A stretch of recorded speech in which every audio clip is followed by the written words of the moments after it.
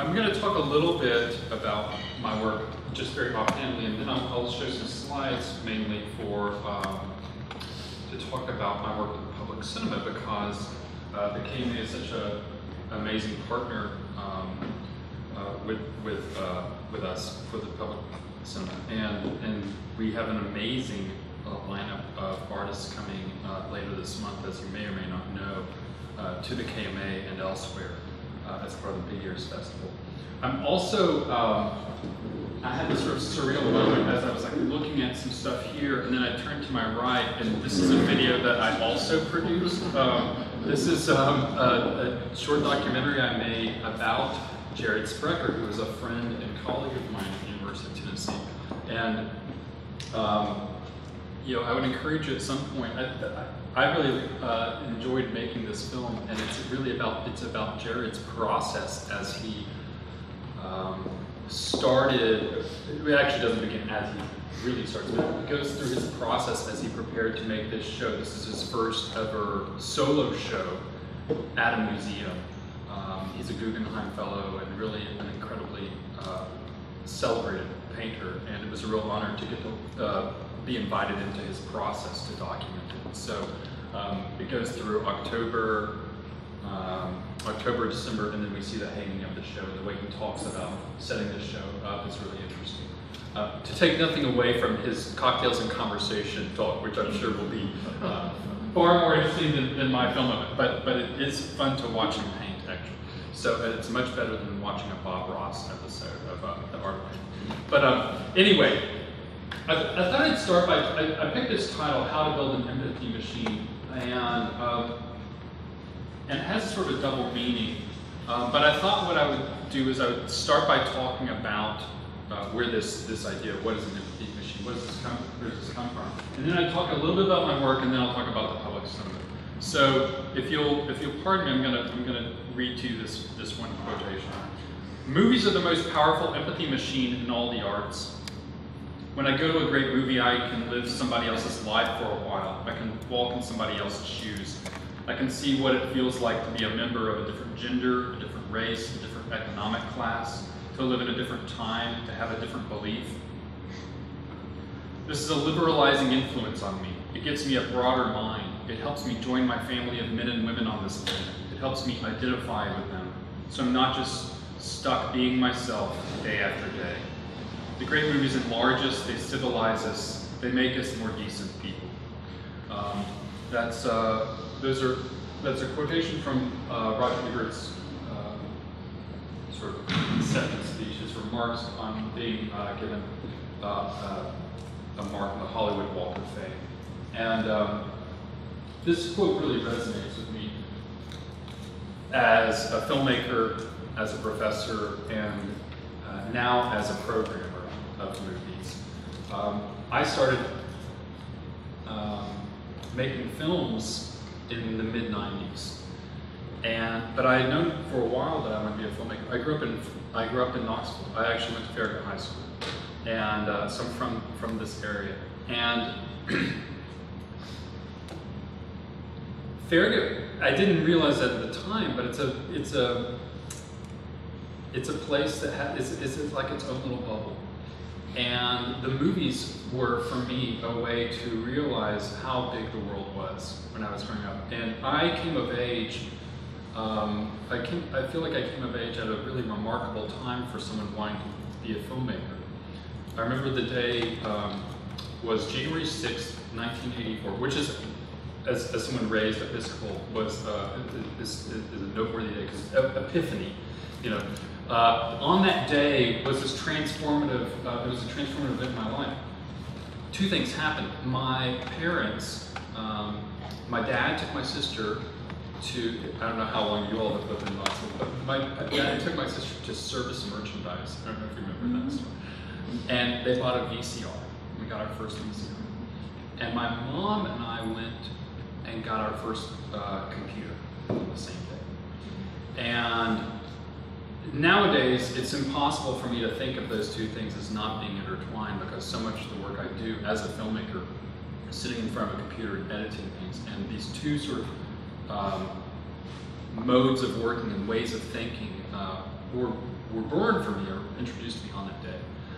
But I started making films in the 90s, and the thing that got me into filmmaking, or the thing that motivated me as a kid, it was seeing Star Wars and Raiders of the Lost Ark and wanting to make movies like that. But as I became a teenager and started watching more and more films and lots of different kinds of films, I got excited about the possibilities of really personal filmmaking. And I also noticed that there were very few stories told about the places that I knew, that I called home, and the people that I considered friends and family and neighbors. And one of the things that sort of drove my work as I matured was this idea of telling those kinds of stories. I, like Ebert, think stories are incredibly important. I often tell my students that I think of, I always tell them on the first day of class, we talk about this great quote by Joan Didion from her collection of essays called The White Album, where she says, the first sentence, we tell ourselves stories in order to live. And I believe that. I believe that, in a way, storytelling and movies are one variety of storytelling and a really powerful way of storytelling. Storytelling serves two really incredibly important functions in our world. One is that it serves as a kind of communion and a means of communion. And then the second is that it serves as a kind of citizenship. And in terms of communion, what I mean by that is that when we tell stories to one another, or when we watch a movie together, or we're in a book club together, we read a story together and talk about it, but especially when we share our own stories with each other, that is one of the most intimate ways that we can get to know another person. And we know we connect with someone when we hear them tell their story, and then we have a story to share in return.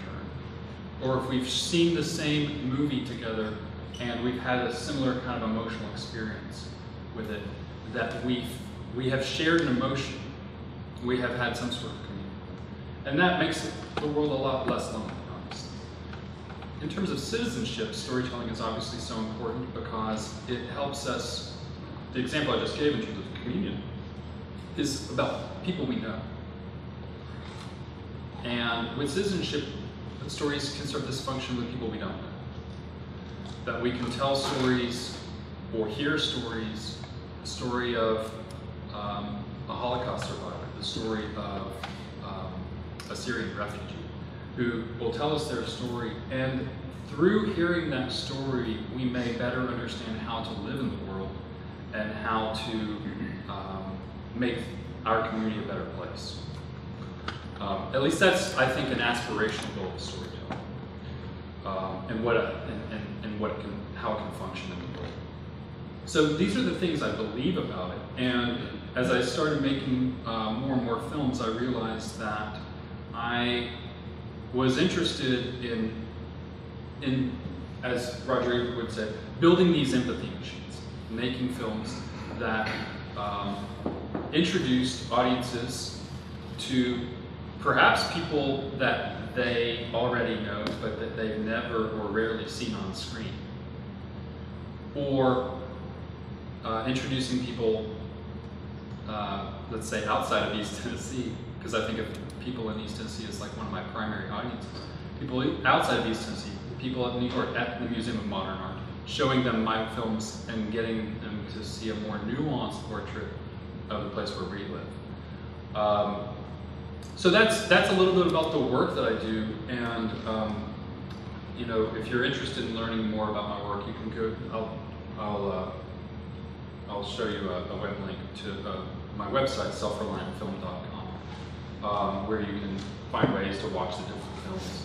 But what I thought I would talk about is a second kind of empathy machine that I've recently been building with my friend Darren Hughes, and that's the public cinema, which is we still haven't really figured out what it is, other than we just refer to it as the public cinema. We're sort of a screening series.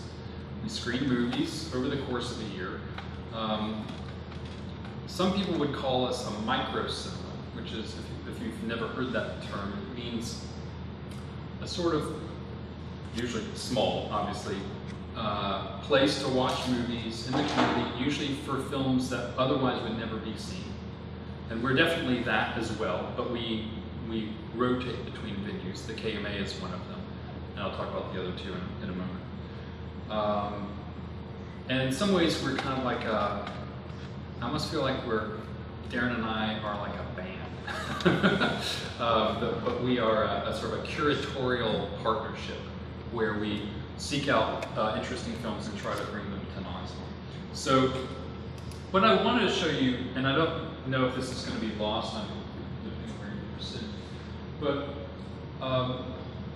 I travel on the film festival circuit with my films. That's a lot of the ways, especially with the short films that I was making for many years. That was the ways that my work would be seen.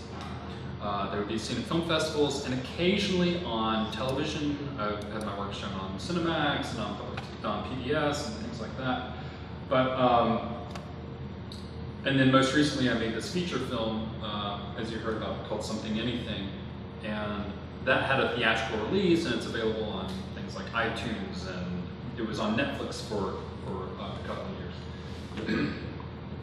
But I traveled around on the film festival circuit and I see all of these amazing films, and many of them, sadly, wouldn't come to Knoxville. We're not a large enough market, and some of these movies would not come to Knoxville simply because a distributor would not think that they were capable of making any money off of the films. That doesn't, as we all know about art, the financial success of something does not necessarily reflect its artistic success. My friend Darren he works for the UT Foundation, but he also works as a critic, as a film critic, and he's traveled to the Toronto International Film Festival, which is one of the largest and best, most prestigious film festivals in the world. He's traveled there, I think, for at least 10 years, maybe longer. Every September he goes there for a week and a half, 2 weeks, just to see films, and he'll see 4 films a day and write about all these films for various publications. Well, one day we were having beer and lamenting the latest Film Comment end-of-year poll. Film Comment is one of the most respected journals, publications related to the art of film in the US. And Darren did this sort of survey which says approximately 100, these are theatrical film releases in New York City. So these are the number of films that were being released in New York. So in 1998, about 400 films, about 8 new films a week were being released in New York. By 2014, partly because of this digital explosion, more and more films being made, and the means of production being cheaper to make films, you've got 1,000 films being released a year in New York City. At which point, the New York Times, which used to have a policy where they would say, we are the newspaper of record, we review every film that's released. Finally, it was only actually in 2016 that they said, okay, we can't do this. We don't have enough critics to write all of these reviews. But all of these films are being released. Now, as with anything, sure, a lot of this stuff is junk, and it doesn't, like, okay, we don't need to see everything. But Darren pulled up, did some number crunching, and realized that of Film Comment Magazine's top 50 films of the year from 2010 to 2014, 56% had not screened in Knoxville. It didn't have a single screen. And Darren and I had seen some of these films, others we had not had a chance to see, and eventually some of these films do make it out to onto Netflix or some DVD, maybe something you can check out at the public library. But a lot of these films were just getting lost. They were becoming sort of motherless children of cinema. And around this time, we had a fortuitous meeting with Stephen Wicks, and it's like, gosh, we have this great auditorium, and would you all want to do anything with that? Yeah, I think so. So we Darren went home that day, got on eBay, found a high definition projector, and we made the initial investment, and all of a sudden we were the public cinema. And we came up with this name. We threw out a few different ideas for what we might be, what we might call this thing. But we landed on the public cinema sort of in a sort of homage to the public theater, Joseph Papp's theater project in New York City, which was really intended to bring the best of new theater, new works to the public at a really affordable price, so that anyone who wanted to see the theater could see it. And so we did 6 screenings. The first, we did, I think, six or seven screenings at the KMA from February to early May 2015. And these films were free to the public, and we screened them with the permission of the various filmmakers.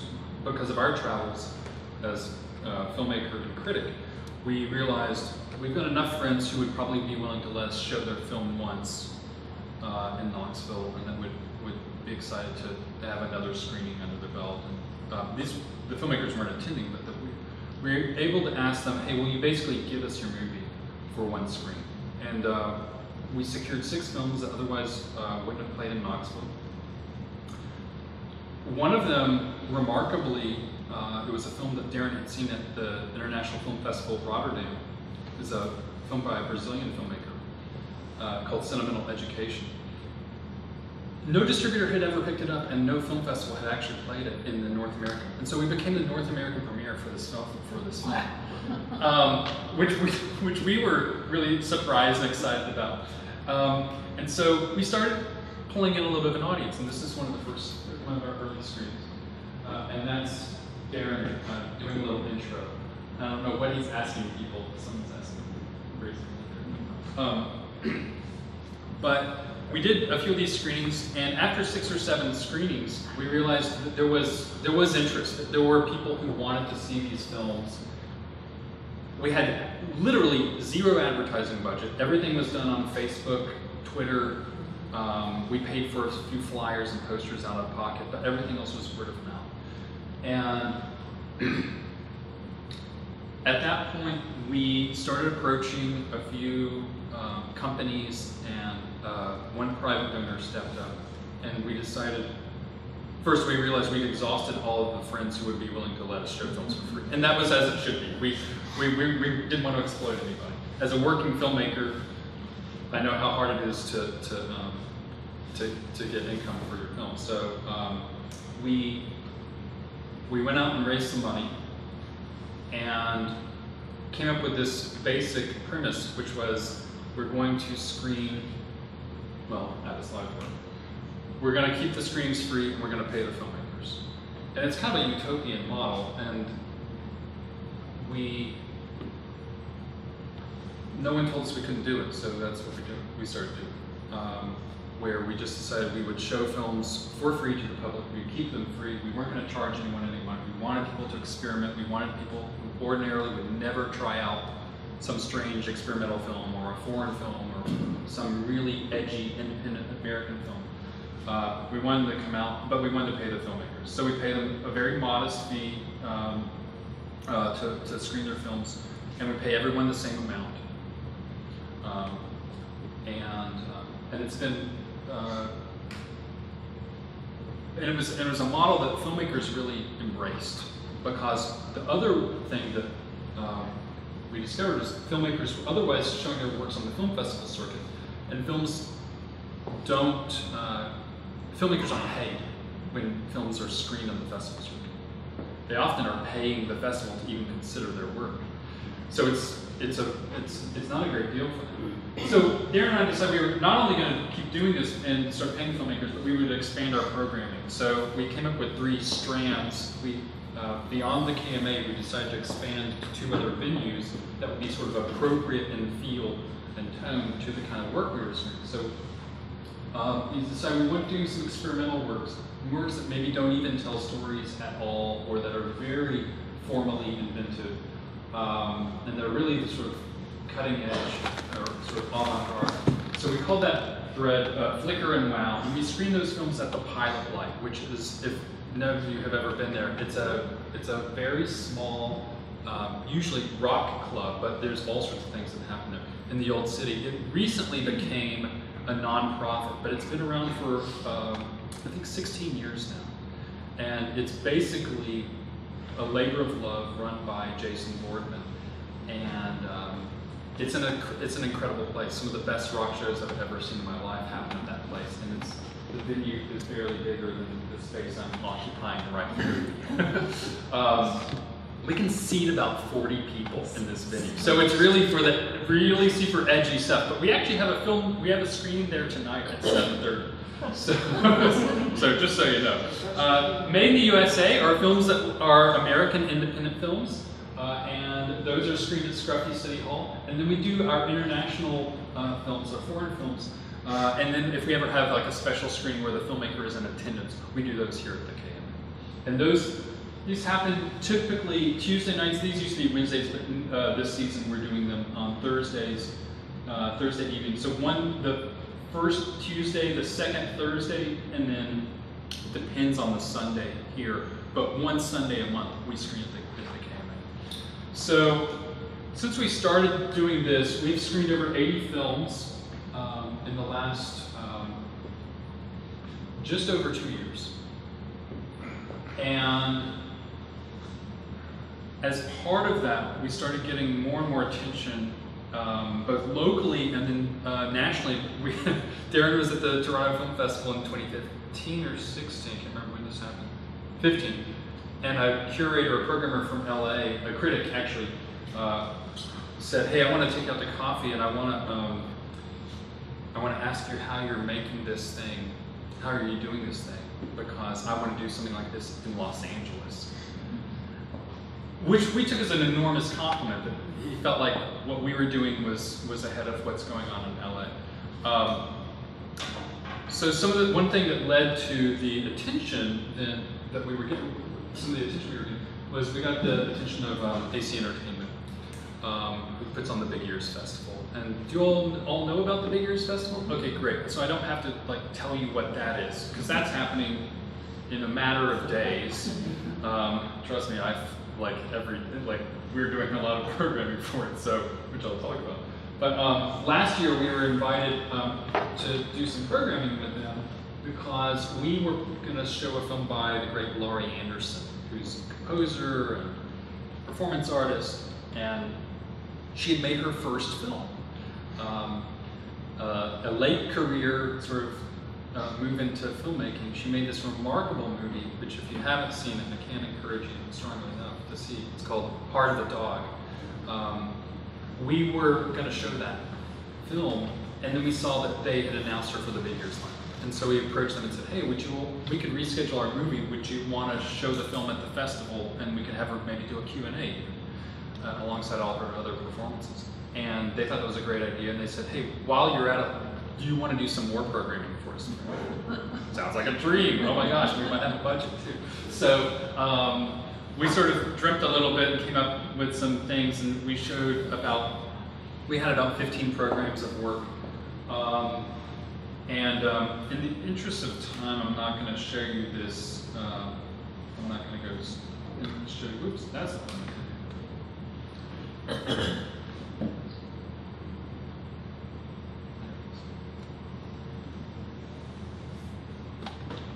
But if you go to our website, it's publiccinema.org/Big Ears. There's a video that sort of recaps some things. It recaps the whole Big Ears Festival if you're unfamiliar with it. And it also, what's that? Oh, sorry. Oh yeah, no, yeah, and it shows some of the clips and things from the various films that we did. But this year we had a lot more time because they asked us to come back, which we were really pleased with, and asked us to do some more programming. So we decided to really try to make this a little film festival within the festival. So for 4 days, we're going to be screening 18 feature films, 6 shorts programs, and we also have an installation at the UT Downtown Gallery that we've curated. So it's about 50% more work than we did last year in terms of more work that we're screening. It's about 100% more work that we're doing. Our biggest sort of set of screenings is Jonathan Demme, who you have at least probably heard of as the director of a film called The Silence of the Lambs, the Oscar-winning film. He's an astonishing filmmaker, and as a teenager growing up in Farragut, 3 movies of his in the 80s that really changed my life were his concert documentary for talking heads called Stop Making Sense, which is widely acknowledged to me. There's some people nodding in the back. Widely acknowledged to me, one of, if not the greatest music film ever. It's an absolutely astonishing film. We're going to be showing it at the Tennessee Theater on a double bill with his most recent film, which is a documentary of a Justin Timberlake performance, which is an incredible film. And I'm not a Justin Timberlake fan, and I love this movie. So we're doing an 11 film retrospective of Jonathan Demme's work, and his work is really in the big ears vein. It's endlessly curious, and it's nonfiction, it's fiction, it's musical, it's incredible stuff. And you can read all about each of the films we'll be screening on the website. We're also going to do a 5-film retrospective of Jim Cohen's work. Jim is one of the leading, and I'm going to say this a few more times, one of the leading experimental filmmakers working in America. He has a really strong, and music is a really strong component of his work. He's made a number of music videos and documentaries about music. He also made a film called Museum Hours, that's the lower right-hand corner film that I would really encourage you as obviously supporters of the KMA to see. And then we'll have the second American screening of his new film, World Without End, which just premiered at the Sundance Film Festival. We're also going to be screening, some of you may know the artist Meredith Monk. She will be here. She will be doing a choreography and sort of performance piece at the festival. But something people don't know about Meredith Monk is that she made a film in the 1980s, this exquisite movie called Book of Days, and just it was her one single film that she did. I don't know how she convinced anyone to make a movie as strange and wonderful as this film. But we're going to show a rare 35mm print, her own print of the film, again at the Tennessee Theater. Our philosophy with this stuff is that Darren and I, don't want to approach this like any other typical film festival that just shows new movies. We want movies to be sort of events. We want them to be either events because the artist is going to be there, or they're rarities. They're films that you could not see anywhere else under any other conditions. So this definitely falls into that category. We're going to be doing a screening of Georges Roquier's Farabique. This is a film that had its premiere at the very first Cannes Film Festival in 1946. It's a hybrid of fiction and documentary. It sort of blurs the lines between these two things, and it follows a farm in France. You're wondering, why are we showing this film? Well, we are showing it because, first, it's a new restoration of the film. It'll be the North American premiere of this restoration. The restoration premiered in Cannes in May, and we'll be the first to screen it on our con. But we chose this film because James Agee, who I'm sure you all know of, James Agee's, some people don't know this about Agee, he was one of America's greatest film critics.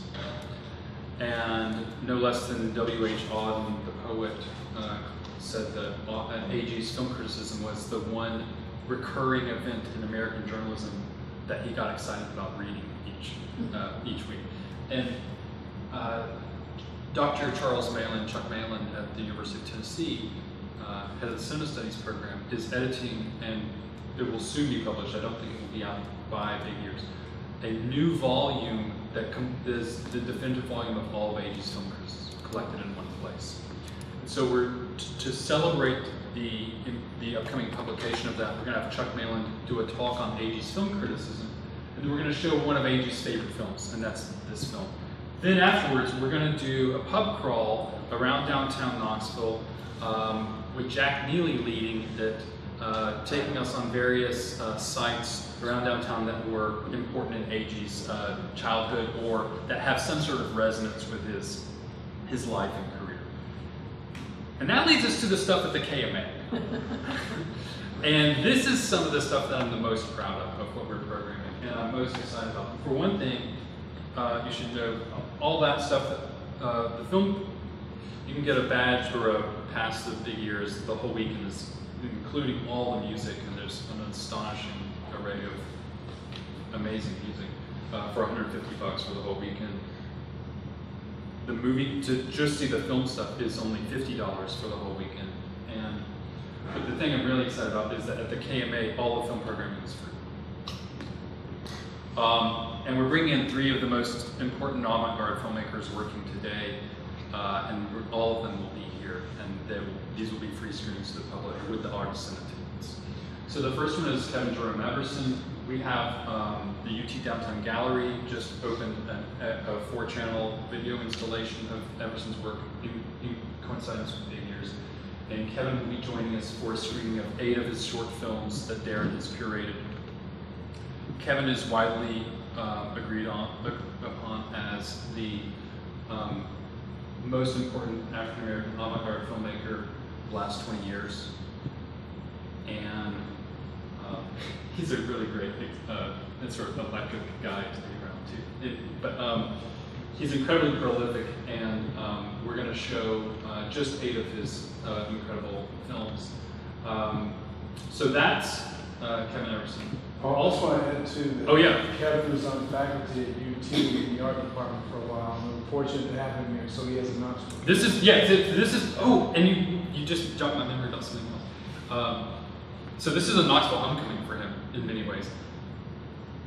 And the Whitney Biennial, he's in the Whitney Biennial this year, and he's actually skipping some of the Biennial to come down here for this.